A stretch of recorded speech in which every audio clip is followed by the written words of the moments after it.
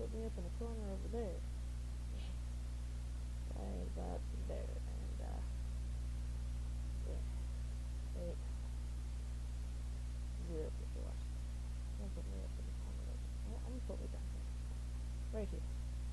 So, I'm gonna keep this as a separate tab as well. Okay.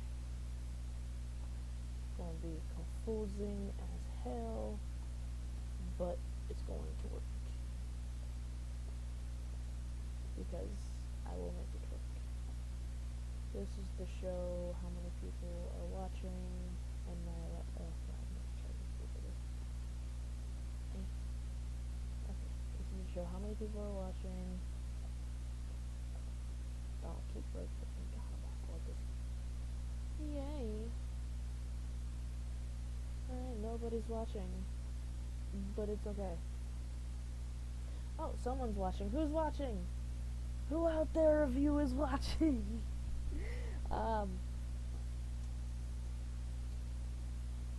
Yeah. I'm gonna be reacting to the stuff in my watch later, which is this stuff right here. Because I got some creepy stuff and some other stuff. So I'm gonna just be reacting to this stuff in hopes that maybe it won't be totally awful. So I'm gonna just minimize, take this and put you over here so you cover up my back screen there. But I'm gonna take this and just gonna move you over a bit, move you up, and yeah, okay. We're gonna have to do this the best I can. That's as tiny as I can. Wait, could I make you small? That's as tiny as I can make my face cam. I am itchy.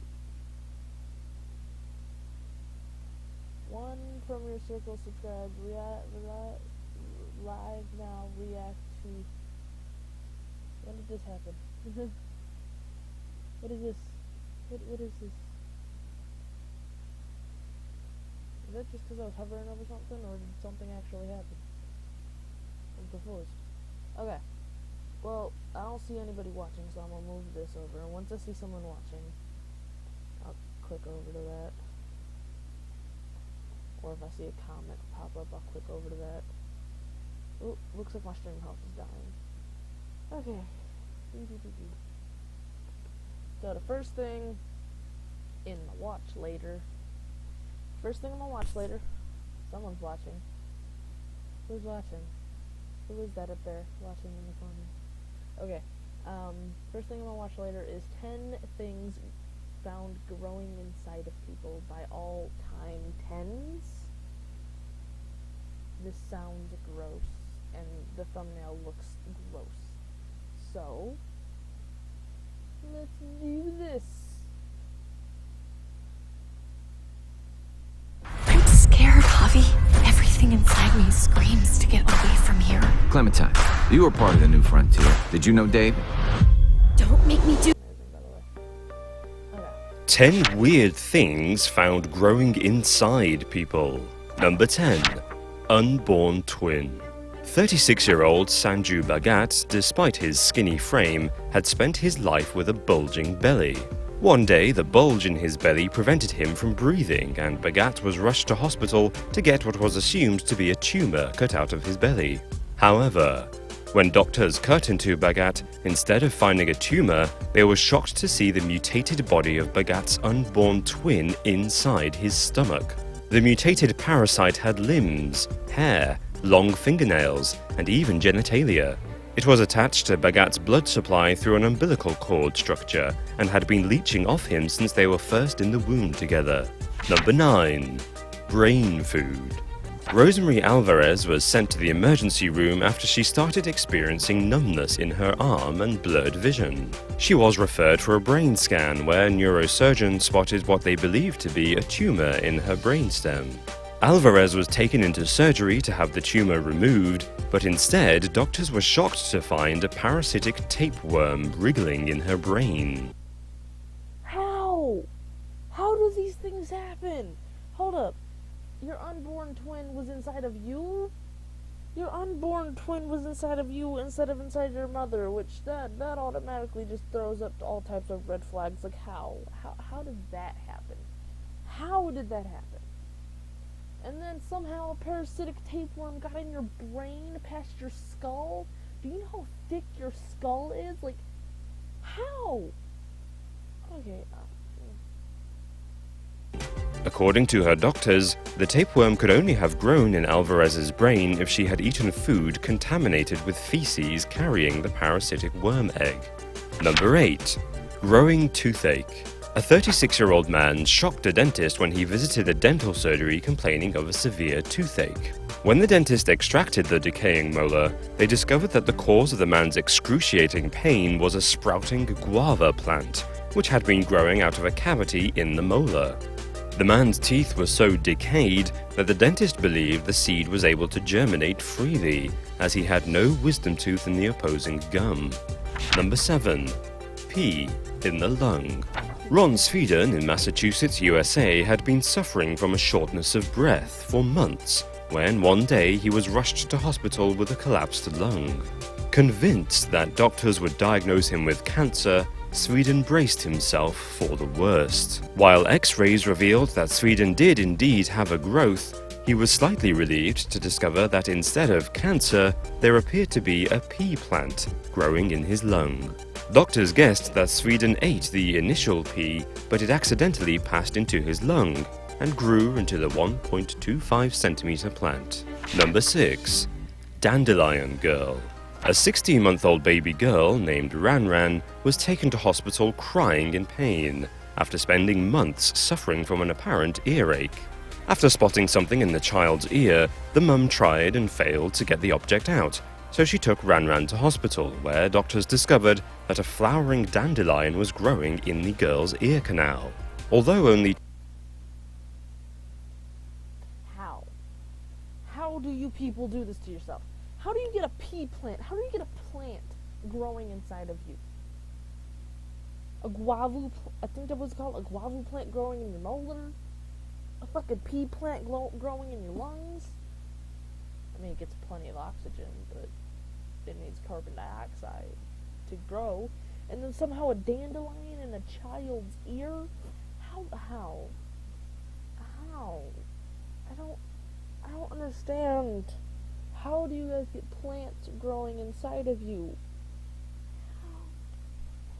2 centimeters long, the flower had to be surgically removed, as it put the infant at risk of internal bleeding.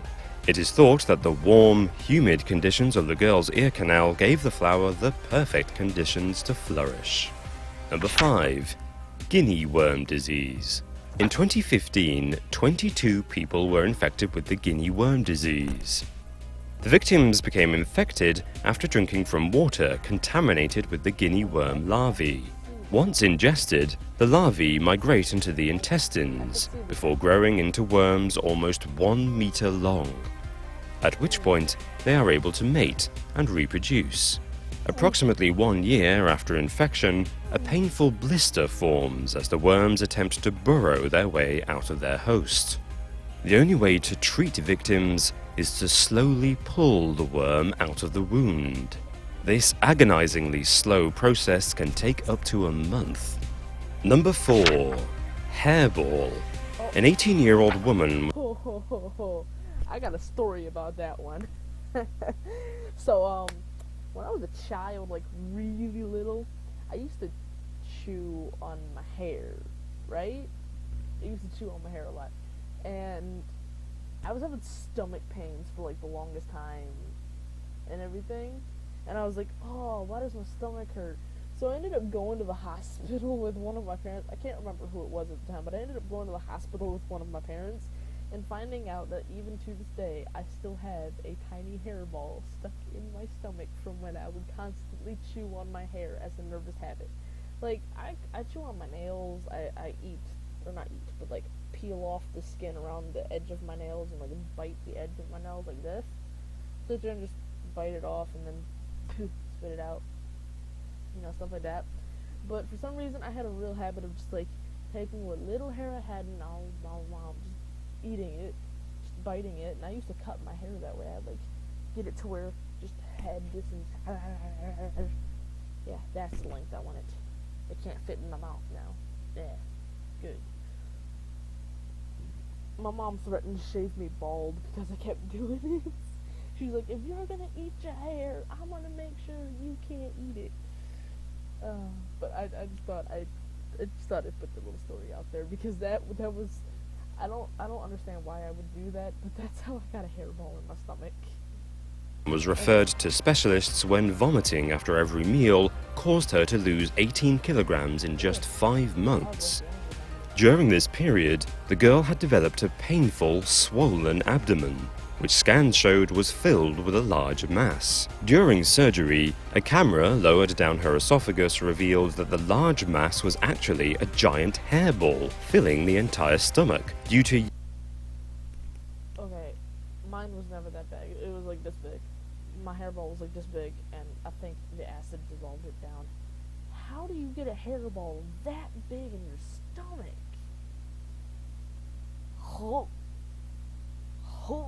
Okay.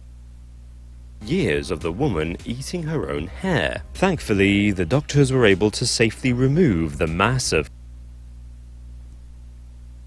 I'm glad I stopped eating my hair. Yep, I'm glad I stopped. curly black hair that had accumulated in her body. Number 3. Monster tumor. Nicola Ellington and her unborn baby almost died when a monster tumor in her chest began feeding off her pregnancy hormones. The monster tumor was so named because it was covered in hair and teeth, and was thought to have been dormant in Ellington's body since birth.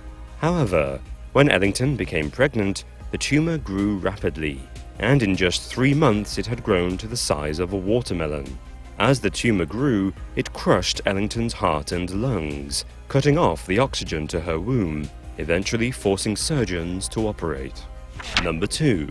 Fur Man. When 28-year-old Artyom Sidorkin came through the hospital doors coughing up blood and suffering with severe chest pains, doctors assumed he had cancer.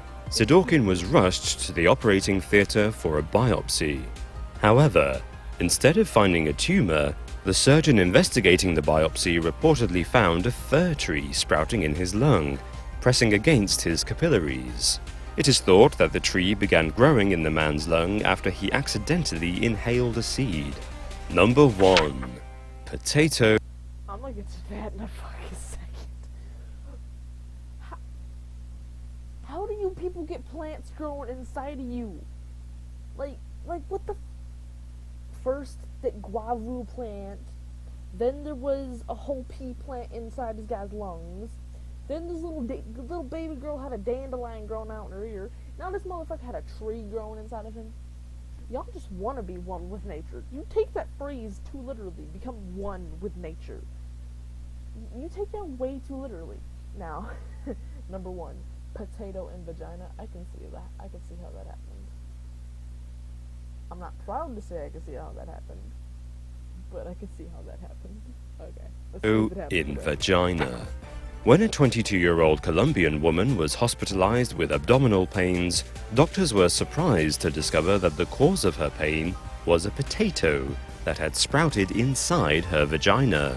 The unnamed woman told the doctors that she had put the potato up there as a form of contraception, as her mum told her the vegetable would prevent pregnancy. However, problems started when the spurt sprouted roots and started to grow in. Why would you stick a potato up your vagina to not get pregnant? Don't you know what a condom is?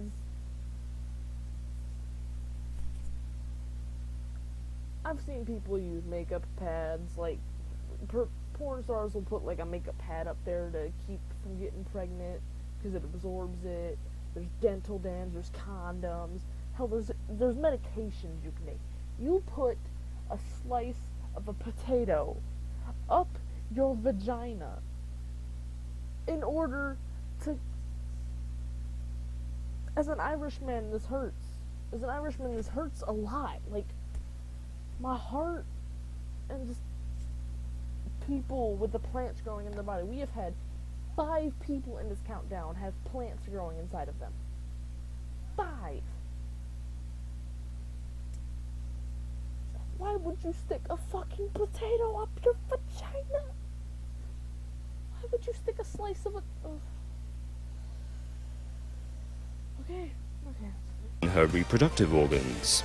Luckily, the doctors managed to remove the potato and prevent any lasting damage.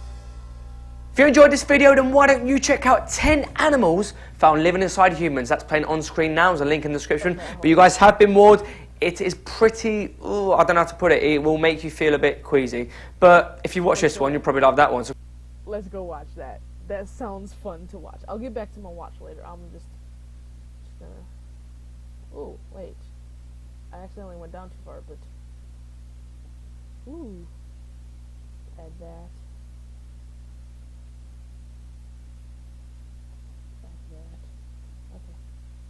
Okay. We're just gonna go down, show more. Let's go see this video.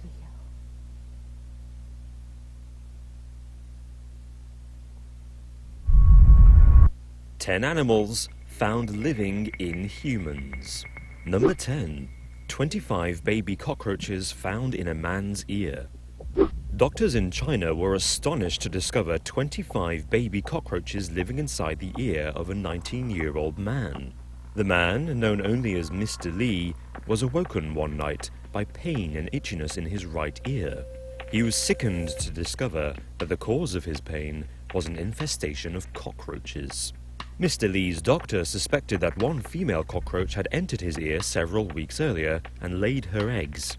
They said that his ear could have been completely destroyed if he hadn't sought medical help in time, as the insects were entirely blocking his ear canal.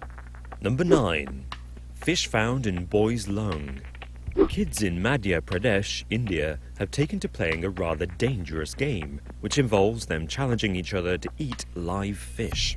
For 12-year-old Anil Barela, this game nearly had deadly consequences. He almost choked on a 9-centimeter fish, which ended up in his lung. Barela had to undergo emergency surgery after his oxygen levels plummeted drastically and he began struggling for breath. The live fish was removed. Yo, I got a problem with you kids now. I don't remember where they said you was from, but you kids, why would you make other people eat a live fish? First off, that's disrespectful to the fish itself. At least kill it before eating it. That's more respectful. It doesn't want to live in your body. It doesn't want to be there. So if you're gonna eat it, fucking kill it first. Why would you challenge someone to eat a live fish? That's how you get parasites. That's how you get diseases. That's how you die. And Barela recovered well, probably never to play the risky game again. Number 8. Spider found in woman's... No.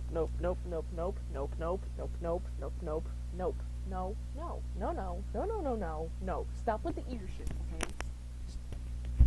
Stop with the ear shit, because I've been having itches and pains in both of my ears for like the last 2 months. Stop with the ear shit, especially if it's a spider, because I don't like spiders. No, stop. It's time to stop. ear canal. Li Meng from China was plagued for weeks by a haunting scratching noise that no one else could hear. Believing that she was being punished by evil spirits for wrongdoing, Li was initially too scared to consult a doctor. When she did, however, medics found that a small spider had burrowed deep inside Li's ear. It had even spun a web within her ear canal. Attempts to remove the spider aggravated it at first, causing it to react violently. It bit Li and moved deeper inside her ear. Luckily, doctors were eventually able to pacify the spider with a syrup and remove it safely. Number 7. Maggots found in a man's scalp. Following a trip to Belize, Aaron Dallas from Colorado visited the doctors about his itching scalp. Doctors initially thought the lumps on Dallas's head were a reaction to insect bites. But then they moved. The lumps turned out to be 5 botfly maggots, the spawn of an aggressive species of fly that is common in parts of Central and South America. It appeared as though a fly had bitten. See, this is why I want to go traveling, but I'm never gonna go traveling to anywhere like this. Like, set anywhere along the tropic lines, anywhere along the equator. Never gonna visit there. I'm gonna go to like the cold climates. I mean, I hate the cold with all of my passion, but I'm just like go to like Ireland or like Antarctica because things like botflies don't live there. Botfly maggots making my head itchy. Dallas, out. and then laid its eggs in the open wound. The maggots were removed using tweezers, putting an end to Dallas's agonizing irritation.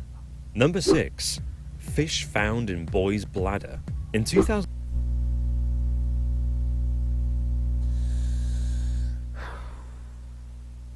How?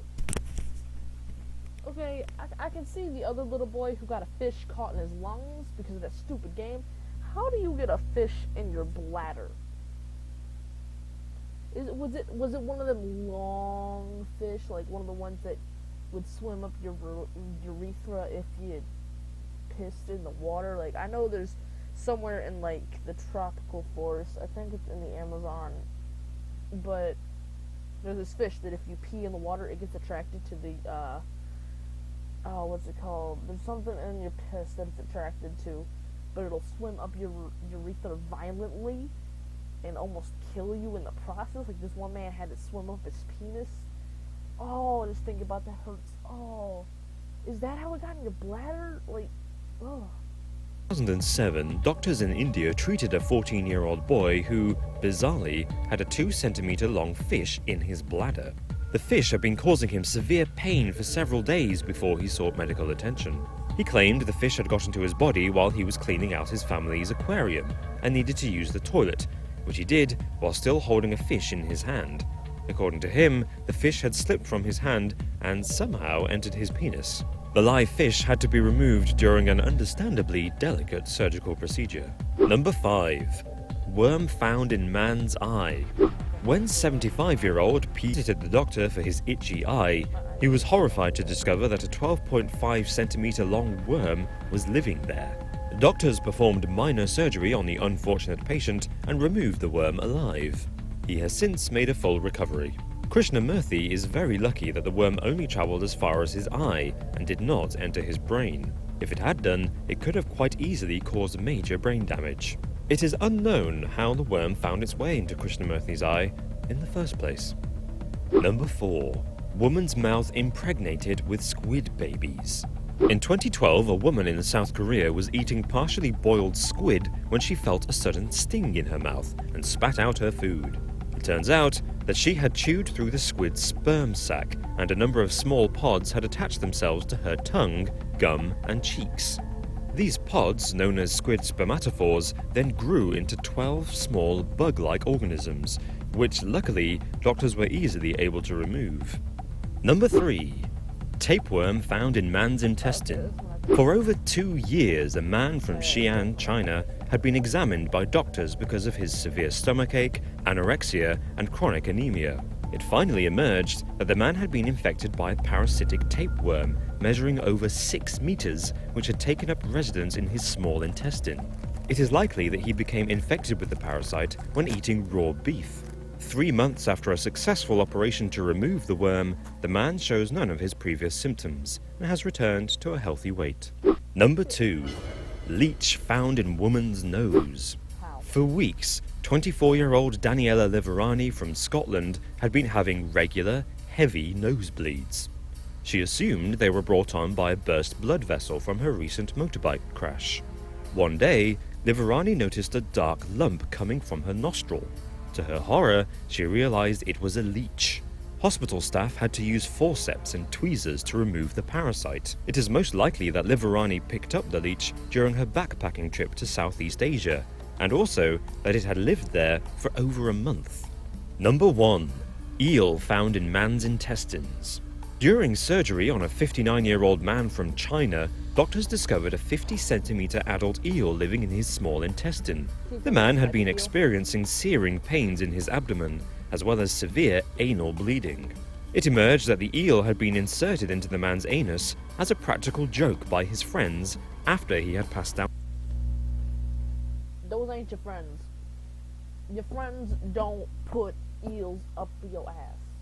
Unless you're into that type of thing. If you're into that type of thing, more power to you.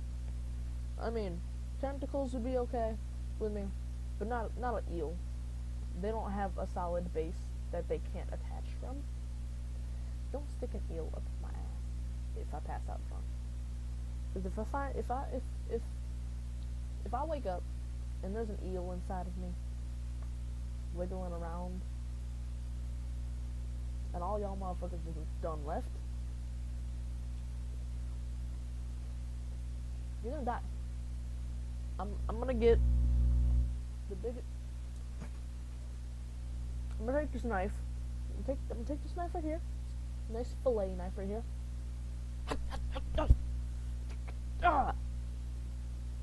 Don't stick eels up my ass when I'm drunk. Don't. Make me go and stab a bitch.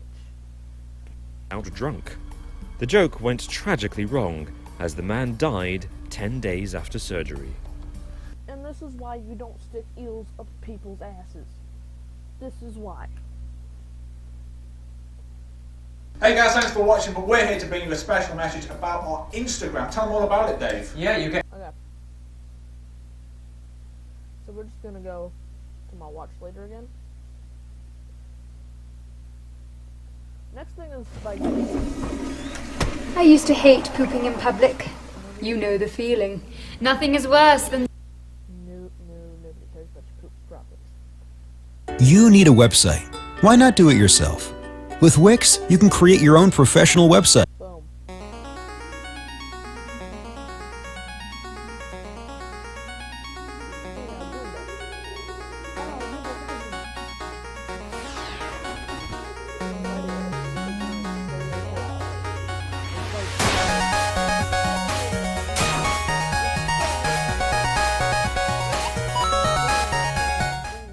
Hi everyone, and welcome to another culture-filled episode of Game Exchange. So I finally procured myself a copy of Pokemon X, and I gotta say, it's the most enjoyable Pokemon yet. I, like many others, have run through the main campaign and toppled the Elite Four. However, unlike most other people who are busy super training their teams and fighting friends, I've been doing a whole lot of this. Yeah, I've traded some, trained some, but I'm just kicking back and taking the game easy.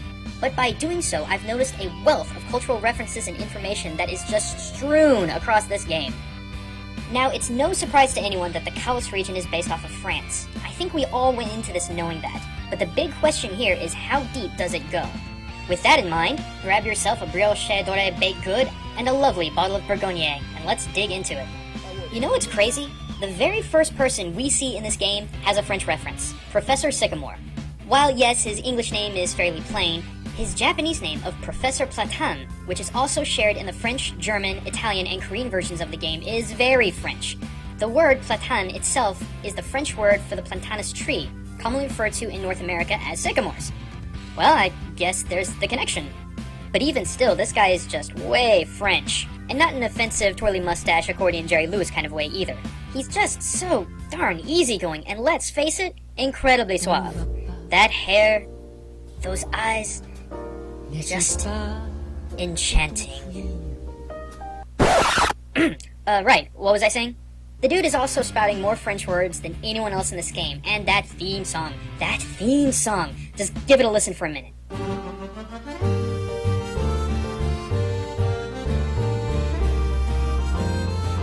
Now that's and I love it. Secondly, let's Pokemon from this new generation. Now, the world of Pokemon is not unfamiliar to the influence of France. Escavalier is a great example. The English name is a hybrid of either the words chevalier, meaning one of the French chivalry, or cavalier, a royalist who supported King Charles during the English Civil War? Okay. And escargot, as we all know, meaning snail. But now let's look at this generation, starting with what every generation of Pokemon needs, a Pikachu clone. Though I will give Game Freak some credit. The name for this guy is actually really clever. Its name is Dedenne. which to my understanding is a hybrid of Japanese and French. Den meaning electric, and antenne, the French spelling of the word antenna. Not bad. Next, let's check out flabébé. Simply put, another hybrid of the English word flower and the French word bébé, or baby. Again, it makes a lot of sense. Then there's Furfrou, which personally I'm not a fan of, but the origins of this Pokemon are pretty neat. Yeah, the English name is basically a hybrid of fur and frou-frou, whose meanings I think we have a solid grasp on. But the Japanese name, Torimian, is far more interesting. This is the only Pokemon in this game that can be styled. With that in mind, this name could come from the words trim and the French très bien. Might be a bit of a stretch, but I could believe it. Lastly, how about Vivillon? This one is actually really cool because it has multiple meanings spread across the languages. There is another Japanese-French hybrid possibility with this Japanese pronunciation of the name. See, Japanese doesn't really use V sounds in its language, so it substitutes with a B sound, making it Vivillon. The whole name could be a hybridization of the kanji bi, meaning beauty, and the English word vivid, and the French word papillon, meaning butterfly. The name could also come from the Spanish phrase vivienne, meaning I lived in, which makes total sense because this Pokemon looks different depending on whatever region lock it was captured in. Let's talk about the geographical setting of this game. Now, I can't speak much for the other towns in this game and how they may parallel their French counterparts, but check this out. Lumiose City is right smack on top of Paris. What's obvious about Lumiose City is geographically it's trying to mirror Paris right down to the Eiffel Tower. But the name is what may need to be in question here. Now, a lot of people understand the City of Love to be Paris's nickname, but another Isn't the nickname for Paris the City of Lights? I think it's the City of Lights. I mean, it's City of Love, duh. But isn't it also the City of Lights? Like, I know the Eiffel Tower lights up at night and all of that. possibly more understanding name of Paris is La Ville Lumière, or City of Light. If you talk to the townspeople of Lumiose City, they'll tell you how you can see Prism Tower lighting everything up in the city. The same could be said about Paris. In 1817, Paris became one of the first cities in Europe to use gas lighting through a major thoroughfare, the Passage des Panoramas. And then, in 1828, began lighting Champs Élysées the same way. But interestingly enough, that's not where Paris got its nickname of the City of Light, per se. France was a massive location for the development of ideas, education, and art during the Age of Enlightenment. Therefore, Paris is not only a place of literal light, but one of scholarly achievement. You know, with all the art galleries, museums, and so on in Lumiose City, maybe there's more referencing here than I gave it credit. Even the plot of this game has a lot of French European culture and folklore behind it. In fact, I asked a few good friends of mine, Pokekels and class trainer Alex, to explain some of the more interesting aspects of the story. Whoa! Hey, we're here. What's this now, Alex? Gaijin Goomba's show? We're supposed to be telling the people about French culture and Pokemon X and Y, Kels. Ah, then we better talk about Trainer AZ then, right? Oh, you know it. So check this out. Trainer AZ is like 9 feet tall or something. You might even say he's like a giant. And on top of that, spoiler alert, he's 3,000 years old. So I was thinking, where do ancient giants come from in French culture? And then I was like, duh. Yep, it's the Basques, an ethnic group from Basque Country, a region that spans some of France and Spain. They have a very rich pre-Christian mythology. Yep, which brings us to the Gentilak and the Meyerwak. Both are often depicted as giants, and their stories center around the construction of megalithic stone monuments. Oh, just like the ones on Route 10, the one Trainer AZ is responsible for. But then why aren't there any other giants in the game? Why is he the only one? Well, the Gentilak are known to have all mysteriously disappeared save one, just like AZ. That's right, you mean Olden Zero. But isn't he one of those scary Santa Claus type creatures that kids live in fear of on Christmas? Why is AZ a mysterious wanderer? Well, I'm not exactly sure, but it might have something to do with the medieval Christian archetype known as the Wandering Jew. That sounds bad, bro. Seems a little controversial. It kinda is. The Wandering Jew is meant to walk the earth until the second coming as punishment for some past transgression, usually the taunting of Jesus Christ at his crucifixion. Oh, and AZ did something really bad too. I don't want to spoil it, but it's got something to do with those stones from earlier. Neat! Man, I love it when it all comes together. Right? It's nice to see that Pokemon still has the same attention to detail it's always had. Well, if you like this, why don't you come on over to our channel and see the video that we did with Gaijin Goomba a while back. Yeah, it was super fun, and enjoy the rest of this video while you're at it. I'm Trainer Class Alex. And I'm Pokekels. Come join us sometime over on The Dex. Thanks, you guys. Man, French.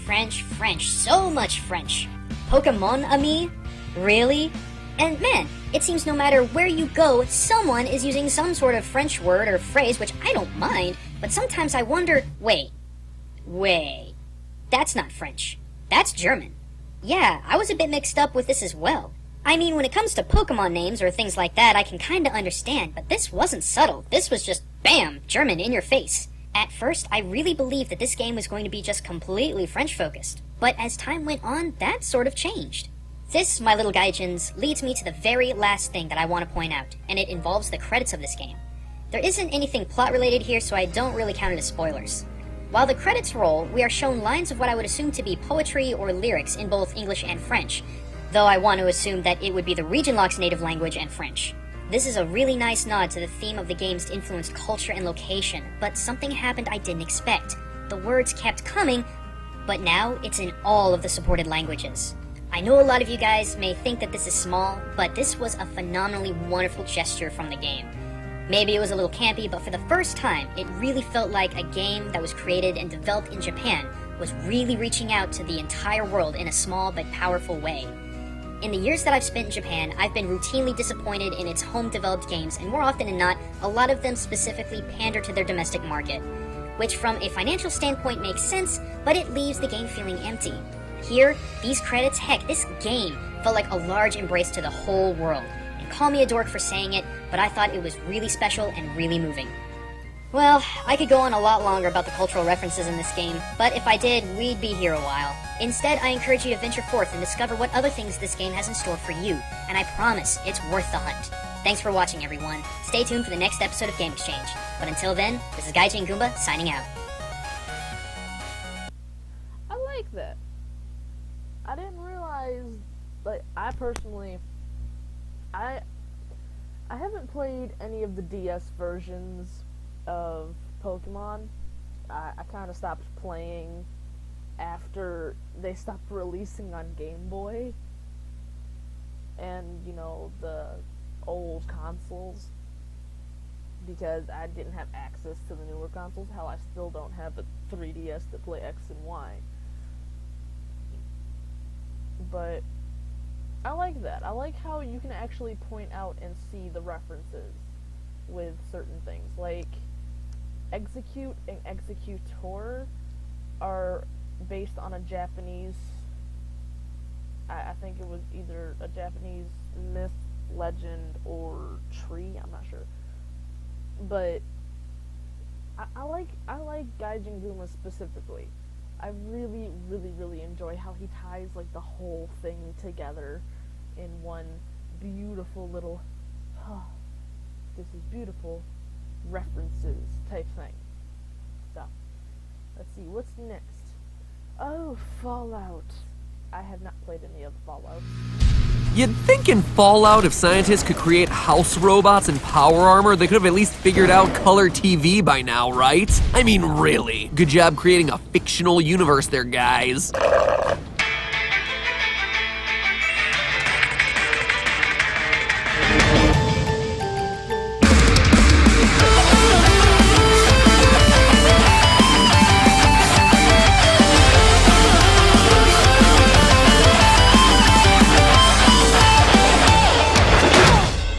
Internet, welcome to Game Theory, buying up all the ramen in preparation for the Great War. Actually, that's a lie. I bought 600 cases of ramen noodles because they're delicious. And they had a nifty deal at Costco. But in all seriousness, have you seen the news lately? I mean, 2016 was a scary year filled with terrorist attacks and the world on edge. 2017, well, it's still early, but I think it's gonna be more of the same. Remember when your Twitter feed wasn't people arguing about politics? Pepperidge Farm remembers. I do too. I remember that. Those were the good old days. But anyway, all this doom and gloom did have one positive thing to come out of it. It got me to revisit Fallout. And not only that, I am determined to keep 2017 positive, so instead of an episode calculating the odds of a nuclear holocaust that would wipe out 99% of humanity, today's episode is gonna focus on fixing Fallout society, rebuilding civilization from its own ashes. Out with the old, sad, scary theories about heroes being villains or heroes being dead. It's the start of a new day, making fictional virtual worlds better one theory at a time. Game Theory 2017 for a brighter future. Now, there's always been one niggling issue in the back of my head about the Fallout series that never quite sat right with me. It's been over 200 years since the bombs went off. And in the real world, 200 years is a really long time. 200 years is about the time it took from inventing the steam engine to getting us to fly. It took less than 60 years after that to get a man into space. Alan Turing first proposed his Turing machine back in 1936, laying the groundwork for modern computers. Computers that, when first built, took up 72 square meters, weighed 27 tons, and cost millions of dollars. And now, only 80 years later, we have smartphones like the Vivo Max, currently the world's thinnest phone at literally 4.5 millimeters thick. No exaggeration, that is 40 million times smaller, costs 15,000 times less, and is 1,300 times more powerful in 80 years. And yeah, I get it, the world of Fallout has suffered a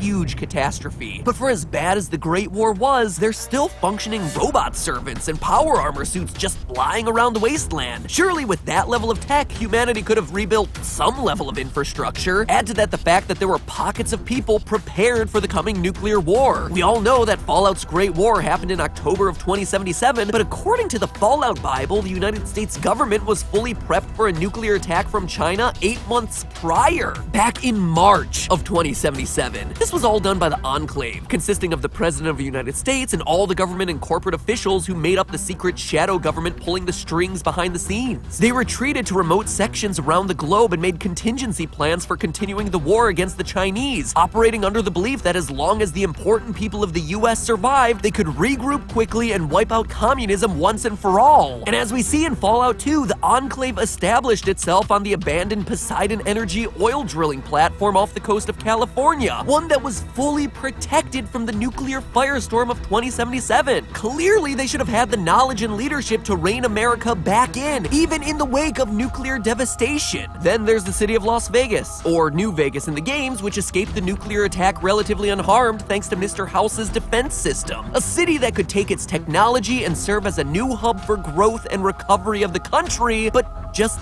doesn't, really. And those are just two quick examples. In short, between the still operational technology, the preservation of pre-war knowledge found in places like New Vegas, and the still living world leaders and groups like the Enclave, in 200 years, the Fallout world should be in a much better condition than where it's at in the games. The New California Republic is about as close as it gets. It's a functional democracy with a dollar backed by water reserves and everything, but let's be honest, how successful is it really when it can't even manage to kill a bunch of dudes wearing skirts and wielding knives? Which means that the problem holding the wasteland back isn't external, but internal. It's the citizens, the people themselves, that are stalling this progress and recovery. Let me explain. In order for society to function, it needs rational, law-abiding citizens. If every person in a country might just get up tomorrow and murder 20 people or decide they're not beholden to basic laws, chances are you're looking at what's called a failed state. Basically the Purge movies. At a very basic level, the primary role of government is to sustain a system of trust, what's known as the social contract. We sacrifice some personal freedoms for a state of protection. You can walk out and your neighbor won't launch a nuclear warhead at you with a shoulder-mounted slingshot. But in the world of Fallout, it's hard to feel safe when the Joneses next door are amassing a human skull collection on their.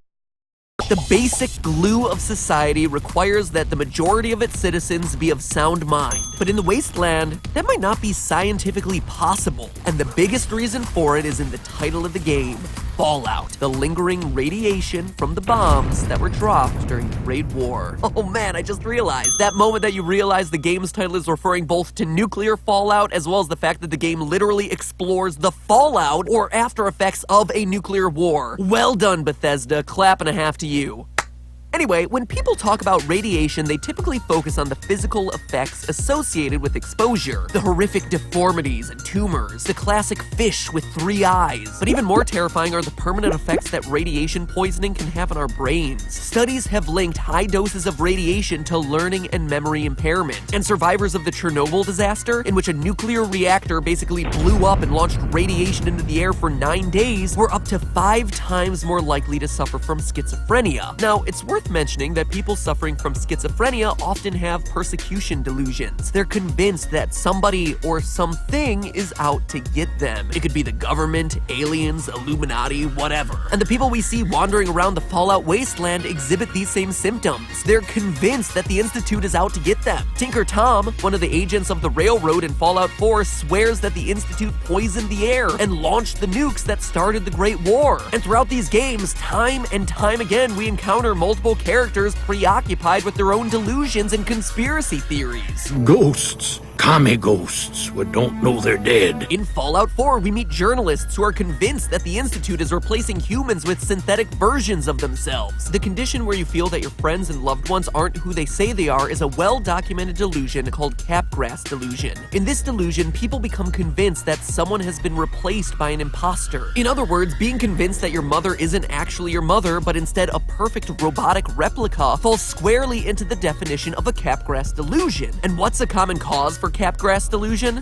You guessed it, radiation poisoning. Now, yes, I know, as we play Fallout, it's pretty obvious that the Institute is actually replacing people with synths, and that a shadow government exists and plans on killing everyone. And yeah, we even encounter aliens that we can kill and loot, and motherships that we can explore across different games in the franchise. Fallout gives us no reason to disbelieve the events that we see, but all of these are incredibly similar to common paranoid delusions that come with schizophrenia. So you have to ask yourself, how much can we really trust the narratives coming from the protagonists of these games?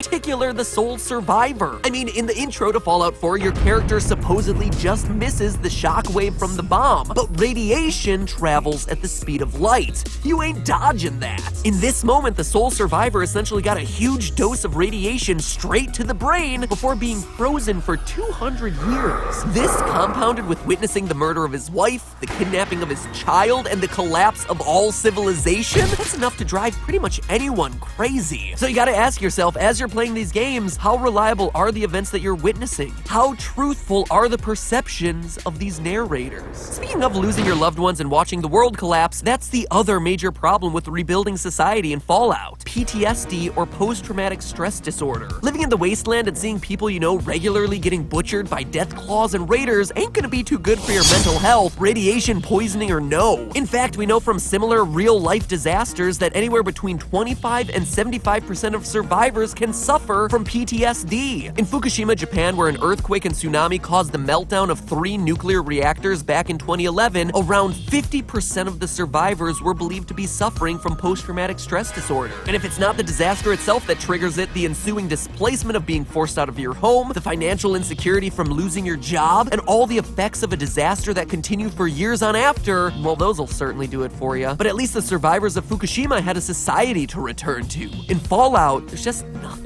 there. The entire world has been obliterated. When untreated, people suffering from PTSD can have a ton of problems integrating into society. Aside from their brain forcing them to constantly relive the horrors that they survived, many people with post-traumatic stress disorder, per the Anxiety and Depression Association of America, have, quote, persistent and exaggerated negative beliefs or expectations about oneself, others, or the world. People with PTSD can become irritable, reckless, self-destructive. Does any of that sound familiar to the world of Fallout? It's also common for PTSD sufferers to seek refuge in drugs and alcohol, something we see literally everywhere in the wasteland, with drugs like Jet and Psycho being peddled all over the place, or the empty whiskey bottles that just litter the ground. There's even a quest in Fallout New Vegas where you have to retrieve a book on PTSD for a doctor. Carrington of the Railroad describes this very situation when discussing the post-traumatic stress his agents are dealing with. So what can you do to save a society like this? Well, within Fallout, the solution given for solving this issue is pretty depressing. At the end of Fallout 4, Father comes to the surface to see if the wasteland was really as bad as everyone says it is. He concludes that the whole thing is doomed and the Institute is humanity's best hope for progress. The same goes for John Henry Eden, the leader of the Enclave in Fallout 3. The irradiated inhabitants of the world had to be eradicated for the world to be rebuilt. Fallout 2, again the same solution. And while all of these psychological issues and delusions make it incredibly difficult for the wasteland to rebuild itself, mass genocide isn't the only answer. It is an answer, but probably not the one most of us would actively want to choose, and honestly one that the game pushes you away from. No, in order to rebuild the wasteland, the focus shouldn't be on rebuilding society on the macro level, but on fixing the people in the micro level. Instead of wasting time with worldwide genocide viruses or human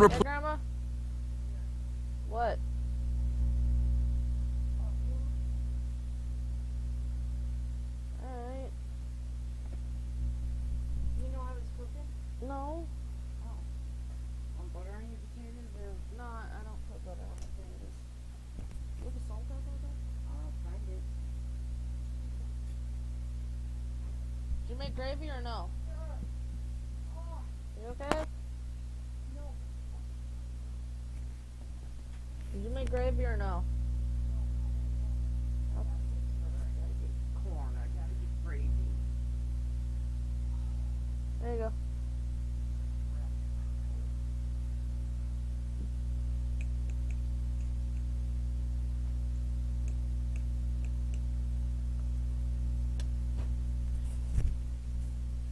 Sorry about that, y'all.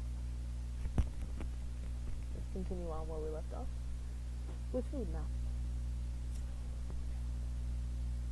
Replacement synths, the true solution in Fallout is psychological treatment. While there's no catch-all solution for PTSD or schizophrenia, doctors have proven several types of medication that can help improve these conditions, namely antidepressants for PTSD and antipsychotics for schizophrenia. Thus, the key to curing society in Fallout isn't dependent on which faction you choose, whether you go with the Brotherhood of Steel or the Railroad or the Enclave or whoever. It doesn't matter whose ruling philosophy you go with. They're all doomed to fail if the citizens don't get proper treatment first. In a game full of choices, the single best choice for ending would be helping the citizens self-medicate.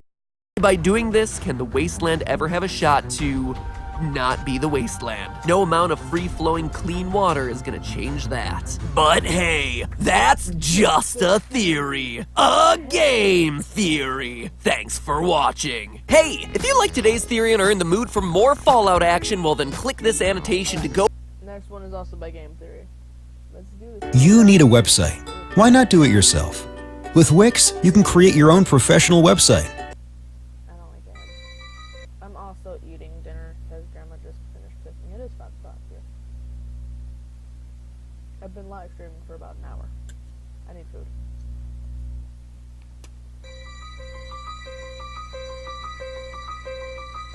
Only 2 things are known for sure about the mysterious Pyro. It sets things on fire and it doesn't speak.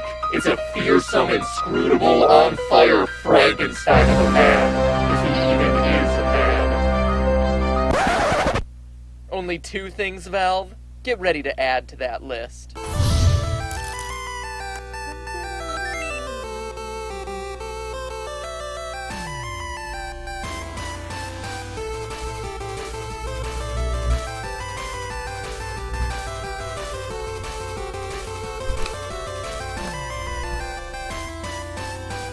Hello, Internet. Welcome to Game Theory, the show that takes geek culture and makes it even nerdier by applying a heaping helping of science. So I grew up on consoles, and without friends, making a multiplayer PC game like Team Fortress 2 something I didn't have too much cause to play when it was first released. But now, thanks to your suggestions to make an episode about it, here we are, talking about it, playing it, and loving it. So thanks for introducing me to yet another game that will successfully keep me from finally finishing Dragon Age Origins. Now, for those unfamiliar with TF2 like I was, it's a fun, fast-paced action game built around various classes. The medic, the spy, the demo man, etc. But one class in particular has been the centerpiece of a mystery that has only strengthened in the past 6 years. The Pyro. And who, or what, is behind that mask of his, or hers. The first piece of evidence that got people questioning was an out-of-place purse that appeared in the Pyro's locker. Clearly, if this masked man was indeed a man, he wouldn't be carrying around a pink handbag, right? That's when speculation started to roll in. It's a man because the voice actor is a man. It's a girl because look at that pose. It's a guy because look at that pose. Mixed signals came from every direction. In-game text saying that you should give her a try. Interviews with the designers using inconsistent gender pronouns. Marketing videos having the characters call the Pyro a he. He's not here, is he? But transcripts for the same video using the word she. And let's not forget Pyroland, a sugar-coated rainbow fantasy set to the tune of Do You Believe in Magic, in which the Pyro gleefully skips around while the Lovin' Spoonful sing about the magic in a young girl's heart. Then the designers go and add another layer to the conspiracy by hiding a female gender symbol in the cotton candy clouds. In short, the internet has been collectively chasing its tails as Valve purposely misdirects everyone to keep this mystery going. But I say no more. more. As the Nancy Drew of gaming, we're ending the speculation today. Call it MatPat in the case of the perplexing Pyro, but we're unmasking this masked thing so that we can all move on and Valve can finally release TF3, or Half-Life 3, or Portal 3, or all three. First, let's talk about the existing evidence, if it can be called that. The argument that, oh, the character is voiced by a man, means nothing. That would mean practically every character from South Park would also be a man because they're voiced by the same two guys. Same goes for Miss Piggy. Oh, and by that same logic, Ash Ketchum, Bart Simpson, Gohan, and Popeye would all be girls. And while I do question Ash's inability to close the deal with Misty and the painstaking hairstyles of Bart and Gohan, Popeye? Come on, it's Popeye! The only thing manlier would be a fighter jet made out of biceps. And regarding the purse, let's face it, we're living in the post-Queer Eye for the Straight Guy world, friends. A place in which manscaping, man purses, and the knowledge that a Homer Simpson t-shirt should never be worn with jean shorts gives you a distinct evolutionary advantage. If the Pyro wants to carry around a bedazzled daisy clutch, that's the Pyro's choice. But the second our favorite flame-spewing she-male admits to knowing it's called a clutch, oh, then we can start to draw conclusions. In short, all evidence up to this point has been based on stereotype. I'm removing that entirely from the equation and instead looking at the indisputable facts, the Pyro's body and behavior. The basis of my argument, sexual dimorphism. Sexual dimorphism is the scientific term for physical differences between males and females of a species. Many extreme examples exist, peacocks versus peahens for instance. So what is a man, other than a miserable little pile of secrets? Well, aside from the obvious, men tend to be taller, have more hair, and have bigger Adam's apples, while women tend to live longer, have larger digestive organs, and resist heat better. And while that stuff's all well and good, it doesn't do much for identifying someone who's covered from head to toe in a flame-retardant suit. For us, the answer actually lies in the finger. No, not that one. That one. Actually, those two. The relative length of the index finger compared to that of the ring finger can actually tell you whether someone is a guy or a girl. This is called the digit ratio theory, and it's all affected by how much testosterone you're exposed to in the womb, meaning that men who get drenched in the stuff before birth tend to have longer ring fingers than index fingers. Women, on the other hand, have fingers that are a similar length. Wait, let me guess. You just stopped to check your hands, didn't you? Loyal theorists, if you need to check your fingers to tell me what team you're batting for, my friend, you have much bigger issues to grapple with than the Pyro's sex. Hold up, if that's true, what in the hell? What's the difference?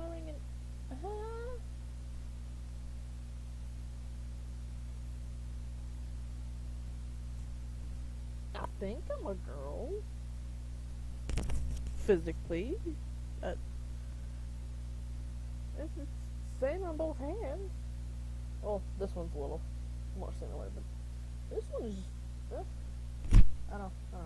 But if I can help you on your quest for self-discovery, I gladly accept the task. Anyways, shocking revelations about what's in your pants aside, looking at the Pyro while he's performing the director's vision stance, we can compare finger lengths. Notice that the second and fourth fingers are extremely similar. To contrast, look at the soldier's fingers. Clearly his ring finger is significantly longer than his index finger. He's a man's man, and was thus exposed to lots of testosterone. Thus, based on the sexual dimorphism of finger length, we can conclude the Pyro is, once and for all, a female, right?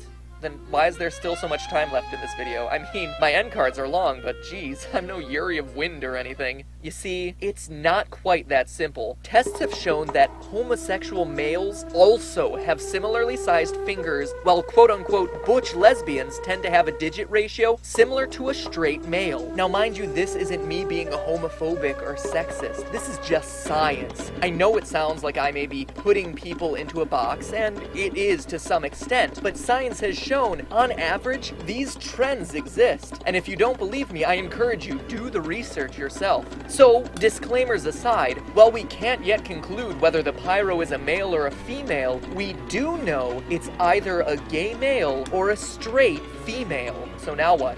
Well, let's check out the rest of his body. First, his feet. Women have smaller feet proportional to their height than men. Comparing the pyro's feet to the other characters, I'm short with big feet. What do you gotta say about that, Matt Pet, huh?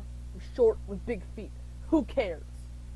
his feet are just as large, if not larger, than the rest of the guys who are significantly taller than him. So that's a point solidly in the man column. Men also have longer torsos, and as you can see from the character model, the Pyro is definitely not lacking in torso space. In fact, he's almost the masculine ideal. Studies have shown women are more attracted to men whose leg height matches their torso height, and for the Pyro, his legs are the length of 3 Pyro heads, as is his torso. So under that mask could be a very beautiful man, or a slightly stocky woman. Another physical marker separating males from females is the biacromial width, aka broad shoulders, something the Pyro's slumpy, slopey shoulders. I got broad shoulders. What you got to say about it? I have big feet, I'm short, have broad shoulders, got that little missing space between. I mean, I know I'm but that makes no sense. You said straight females. I am not straight. You can see there's a significant difference. Look, my ring finger is bigger than my middle finger on this hand. How does any of this prove anything? Clearly seems to lack, but more importantly than absolute shoulder width is the proportion to the rest of the body. The average US male is 5 foot 10 inches tall, or about 1.78 meters, and his shoulders tend to be 18¼ inches, or 46 centimeters wide. That's a shoulder to height ratio of about 0.26. The average woman, conversely, stands at 5 foot 4.5, or 1.64 meters, with shoulders at 50. I just realized I'm under average for height.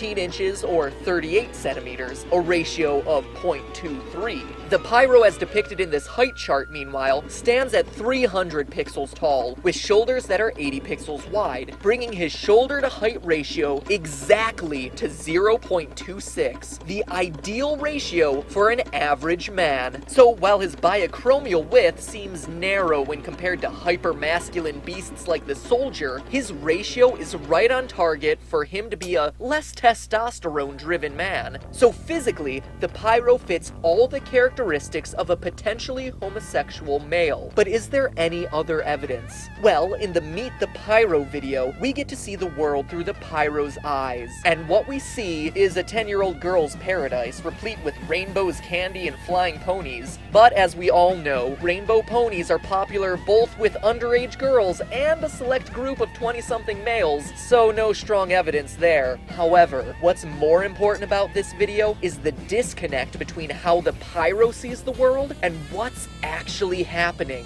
The Pyro here is experiencing an intense level of visual and auditory hallucination, a strong indicator that he suffers from schizophrenia. Schizophrenia is a mental illness that makes it difficult to differentiate between what's real and what's not real. Research has shown that schizophrenic hallucinations tend to involve vivid, colorful scenes, can sometimes include animals, and can elicit extreme emotional reactions, including tremendous pleasure. In other words, Pyroland in a nutshell. So how does all of this identify the sex of the Pyro? While schizophrenia affects both men and women equally, gay and bisexual men show twice the rate of schizophrenia than any other group. That goes alongside another astounding fact, that 90% of clinically treated cases of pyromania are males. In other words, the final, scientifically proven answer to the sex of TF2's Pyro, he's a homosexual male. Not based on stereotypes, not based on circumstantial evidence, but based on biological science. His fingers, his body shape, his mental condition. And even if you don't believe me, I think that there's one thing we can all agree on. Gay or not, the Pyro is one big flamer. But hey, that's just a theory. A game theory. Thanks for watching. Hey, this video was super long, so let's make this short. Sorry, I was eating during all of that. But I've never played TF2. Or 1. But, I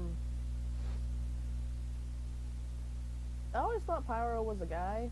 I mean, I am an arson myself. I'm a short stack arsonist here.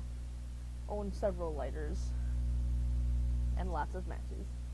I'm an arsonist, but your biometrics and all of that good shit, that makes no sense for my case. Here's the thing. I'm gonna take a thing, and the thing, and I'm gonna write a thing. Okay? So, going by what you said, I am a bisexual female, physically, who is 5'2", and my shoulders, they slant a bit, but I got pretty broad shoulders for a woman.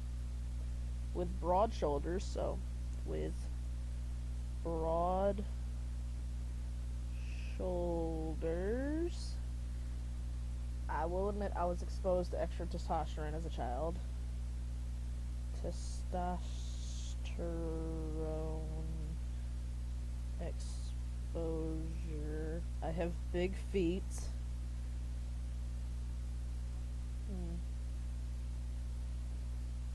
I think that's all he covered. Oh, I'm PTSD, schizophrenic, let's see, bipolar. Yeah. So by going off of all of this, I should be neither female nor male based on what you said. I'm gonna take the fact that I am a bisexual female out of here. I'm 5'2" with broad shoulders, and I do mean broad shoulders. They're not so like a piece of paper on average. I think one out of this written on the back. I think a piece of paper out of a notebook, a composition book, is 11.5 inches, or 11 inches by 8. Yeah, 11 inches by 8. And you can see from the tip of my shoulder, I'm still missing about half a good, but about a quarter of a second book. So I'm not gonna do this. Basically, you're making me question my physicality now. I mean, I already don't identify by either gender, but Matt Pet, you're making me question my physicality. As a theorist, it's pretty clear that I like numbers, research, and running tests, right? So over the next few videos, I'm running a super amazing end card tournament in an effort to find what the most clickable end card button ever would be. This week's competition, Cute Kittens versus Boo. The one with the most clicks progresses to the next round. They'll both take you to the channel page, so while you're there, check out another video. This is hard for me to. I'm a cat person, but boobs. Team Titty or Team Kitty? Can I have the click? Can I have the click, please? Beebs. When was this? Oh, this is already uploaded. Not even gonna take part in that. Okay, this one is by CBR.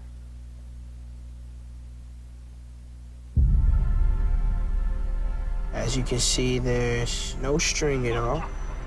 What's your name? Holly. You can grab it, Holly. How did you do that?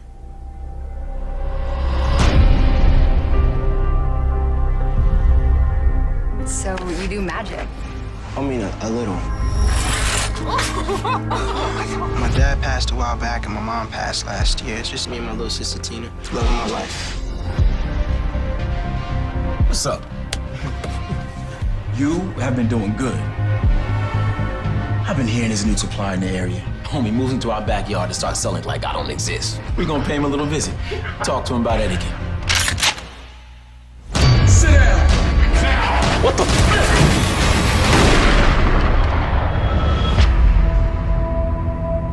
This is turning into something I would have never signed up for. I never thought it'd get dangerous. I just wish I could move Tina to a neighborhood with a better school, surrounded with better people. You got my money? Don't mess up, man! I gave you a job when you needed it most. And I'm gonna kill you and every person you know. What's happening? Nothing you need to worry about. Just hard being a grown-up sometimes, that's all. I have no idea how this happened. I'm gonna help you figure this out. Anyone can learn a trick. I can do something no one else can. Oh my God. I need more power. This isn't for a trick, is it? There's a lot of things in our lives that can trap us. But these barriers only exist if we let them. You know, we can do whatever we want if we just believe we're able to.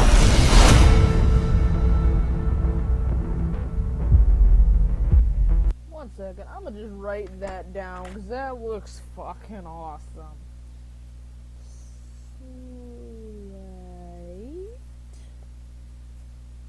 Go watch. Okay. April 28th. Okay.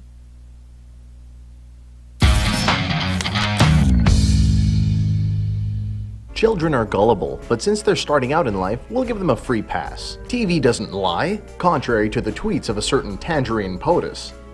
#sad. But in the real world, no citrus-tinted children clock hours in front of screens absorbing loads of seemingly innocuous content. Good and bad, Disney's movies, aka most parents' go-to babysitter, has been influencing young minds since 1923. Has Disney been giving kids the wrong impression about role models? Check out 10 Disney characters that give kids the wrong idea. Enjoy this video and be sure to subscribe to CBR and join our notification squad to stay up to date with all of our latest videos. Belle, the Beauty and the Beast.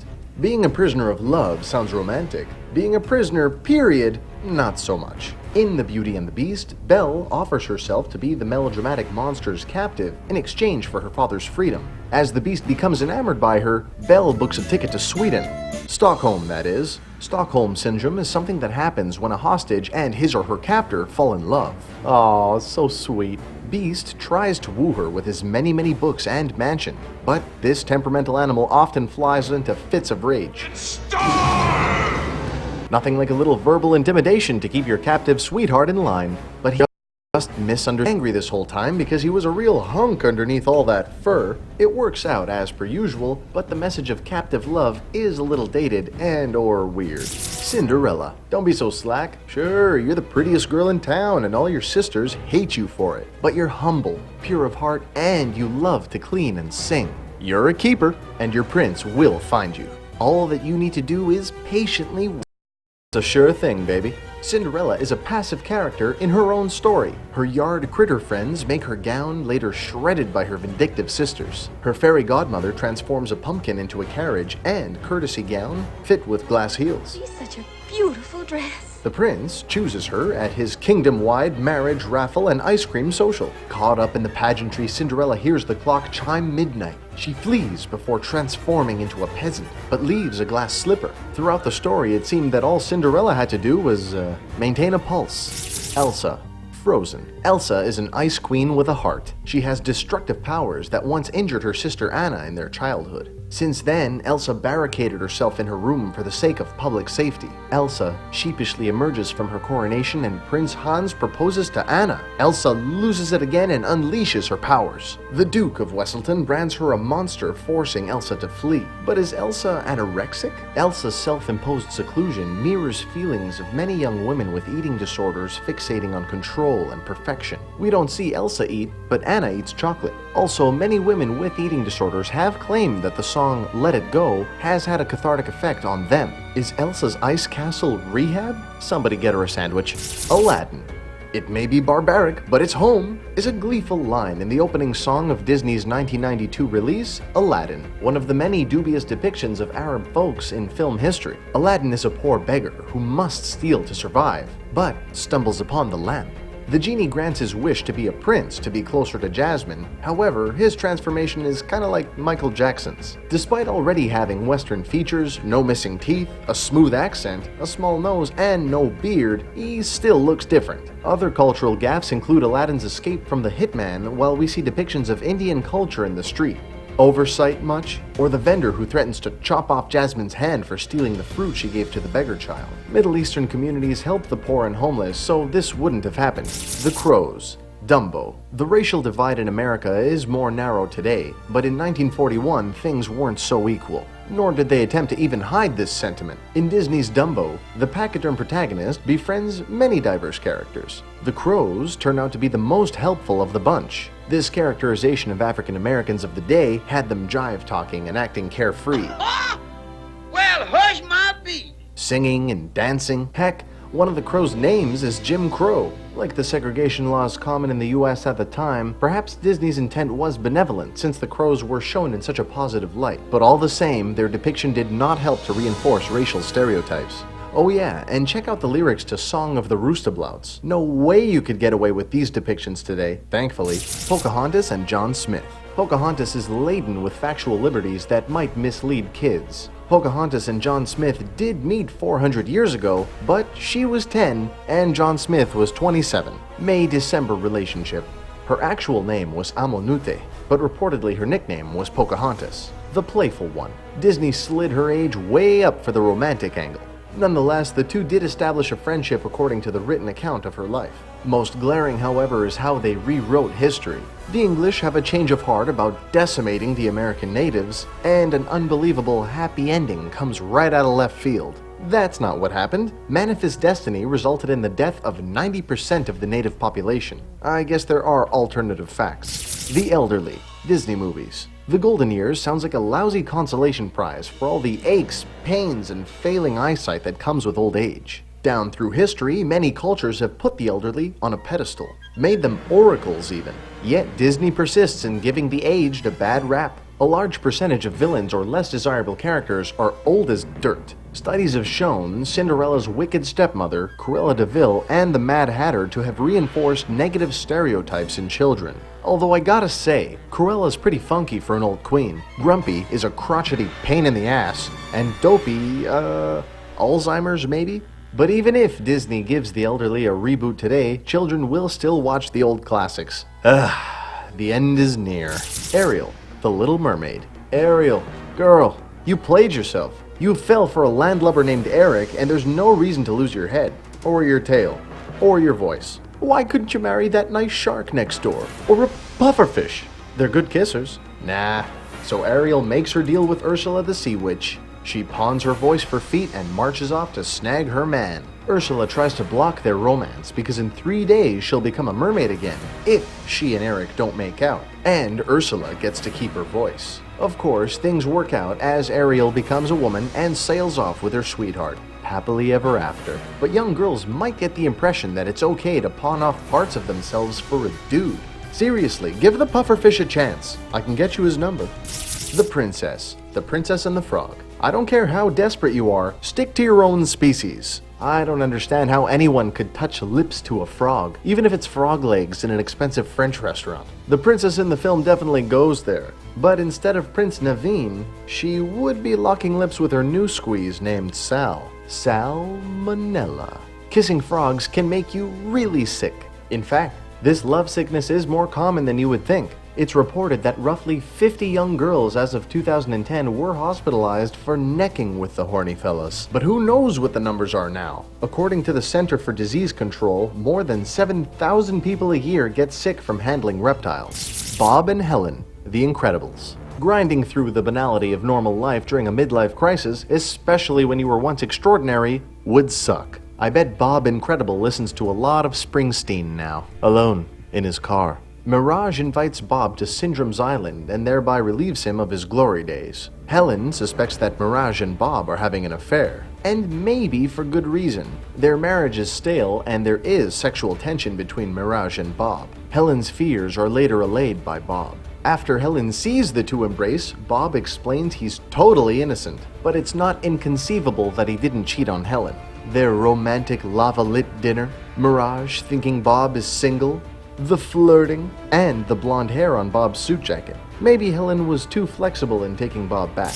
Like it or lump it, Disney's built an empire and influenced how young viewers look at Bob. I didn't really care for that video. That one wasn't as like interesting as like a game theory video, so I didn't really care for it. But yeah, let's see how many more videos have I got. I have a lot of videos to get through. Ooh, we're getting into the Planet Dolan ones. Planet Dolan.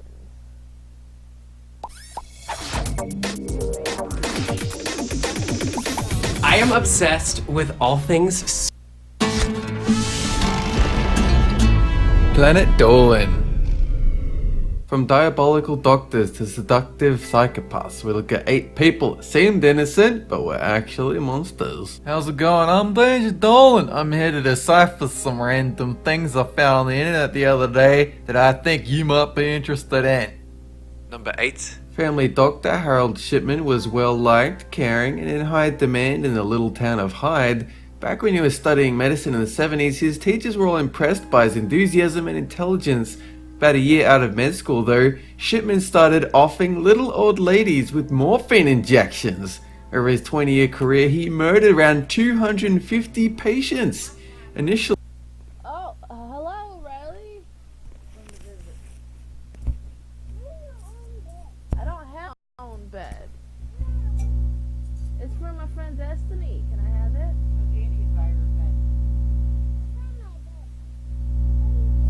You want a hug? You want a hug? Come here.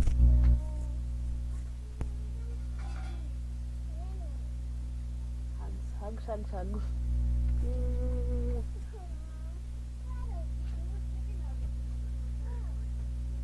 For me? Ah! Riley, no, get out of there. No, put it down. Can I have it? Give me. Go. Where are you guys? Oh, you guys going somewhere or something?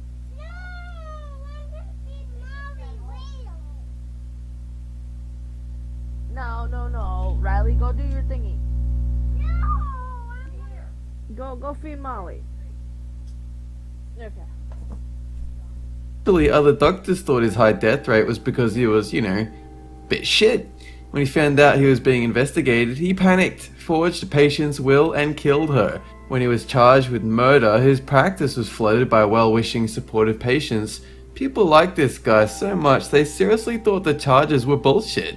He was sentenced to 15 consecutive life sentences. He offed himself in jail so his wife could get his life insurance, which is likely what he should have done back in the 70s instead of offing old ladies. Oh well. Number 7. Beloved nurse and all-around lovely lady, Jane Toppin, was nicknamed Jolly Jane because she was...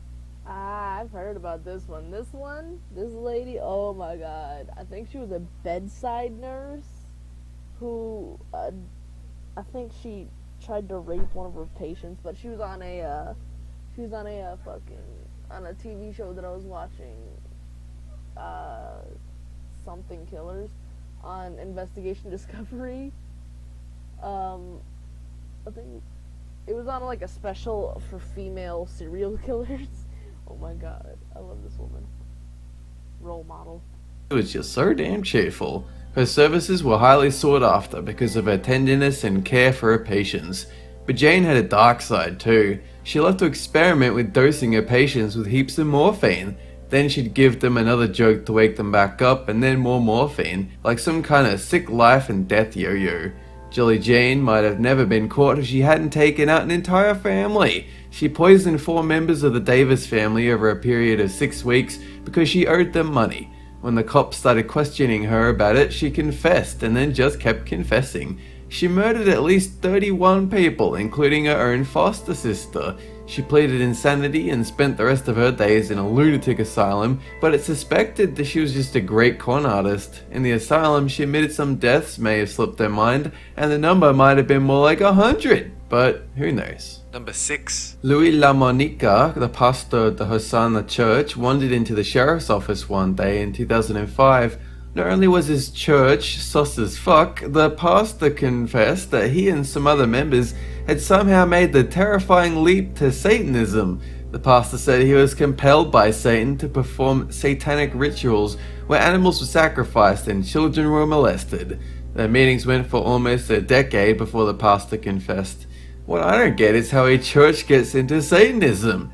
Who the shit shows up to the church and says, I know Jesus is our homeboy and all, but, you know, Satan sounds kinda cool too. Number 5. In 1889, in a small town in Iowa, the brutal murders of a Civil War veteran John Elkins and his wife Haiti caused a panic. After discovering the bodies, John's son Wesley took the family buggy to the nearest neighbor. Nobody could understand why anyone would want to hurt the couple. They were quiet and had no enemies. There was even a $500 reward for information about the strange killings. When Wesley's story had some inconsistencies, people started to think he might have seen more than he was letting on, or that he was covering for someone. As it turns out, this 73 pounds of 11-year-old bludgeoned his father and stepmother while his baby sister slept between them. The reason for hacking his folks to death? He had too many chores. So, like any rational person, he killed them in their sleep. He spent most of his youth in the prison library and successfully appealed his case after 14 years of imprisonment. Number 4. Don't let her looks deceive you. This old Russian lady is straight up no good. 68-year-old Tamara Samsonova's first victim was her husband, who she reported missing a decade before her arrest. Police believe her victim count is 10 at least. Her MO was to drug her victims and then hack them up. It's not known when she started eating them though. Her bizarre journal details how she loves eating the lungs of a victim. Tamara was finally caught when CCTV footage showed her ferrying around a giant stew pot that had the victim's head in it. So when a little old Russian woman offers you stew, you just say, nah, I'm good. Actually, maybe that's too harsh. Cannibals are people too, but they're also fed up with people. Get it? Fed up? Ah, that's terrible. Who wrote that? Number 3. Amelia Dyer convinced a horde of single mothers that she was a homely motherly type that couldn't have children, but was just dying to adopt. Because being a single mother was a social no-no in the 1800s, lots of nurses made easy living by finding adoptive families for babes of unwed mothers, but a bunch of them figured out they could make even more money if they didn't bother to feed the babies or find homes for them at all. In the early years, Amelia would let the babies die by starvation and neglect. It wasn't until later that she graduated to full-blown baby murder. Throughout her career, it's estimated Amelia killed as many as 400 infants. She pleaded insanity but was found sane and super evil. The little old lady was hanged for her crimes in 1896. Number 2. Yet another medical practitioner on the list is Donald Harvey, former nurse and all-around not-so-nice guy. Donald says he started offering patients to ease their pain, then it became just because they pissed him off. After the first few victims, he discovered how easy it was to kill indiscriminately without drawing attention to himself or arousing suspicion because the patients were already unwell. The more they annoyed him, the more sadistic he would be. One victim got a coat hanger in his catheter. Ugh. Some victims were smothered, but most were poisoned with arsenic or cyanide in their food or IV. Donald claimed... Okay, I'm not gonna poke fun at your accent, Dolan, but arsenic versus arsenic. Please don't destroy my favorite poison. I love hearing cases of arsenic and cyanide poisoning. Please don't destroy the name for me. Claims to have murdered 87 people, but police could only confirm it was anywhere between 37 and 87, but they'll never know the true extent of his crimes because he went undetected for so long. He eventually pleaded guilty to avoid the death sentence and will be in prison for the rest of his life. Number 1. When one young man was arrested, his friends and co-workers all assumed it was some huge mistake. School teachers loved him. He was charming, well-behaved and courteous. He wore slacks and collared shirts, sometimes with a tie, when his fellow students were rocking jeans and t-shirts.